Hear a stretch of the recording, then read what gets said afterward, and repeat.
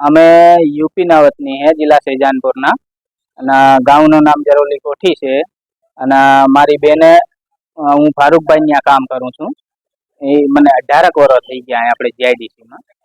અને મારી બેને કાલે ગળો ખાઈને ફાંસી ખાઈને ડેથ થઈ ગઈ છે.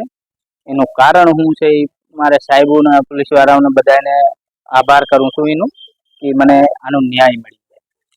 એ કારણીમાં એક છોકરો હેરાન કરતો હતો, બરાબર. એક છોકરો હેરાન કરતો હતો, એને કારણે કાલે સુસાઇડ કરી લીધી.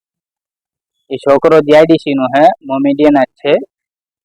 એ મારા આમ હગા જ થાય, બરાબર. આવી ઘટના બની હતી. એક ફેરે એને માથાકૂટ કરી હતી, મારા ઝીણકાભાઈને માર્યો હતો. પણ ત્યારે અમે ફરિયાદ લખાવા જતા હતા તો અમારા શેઠ કીધું અમે સમજાવી દઉં. પછી અમે નતા આવ્યા હતા પોલીસ સ્ટેશને. પછી અત્યારે આવું બની. અમારી માંગણી છે આપણે આ સાહેબ વારે બધા યારે કે અમને ન્યાય મળી જાય.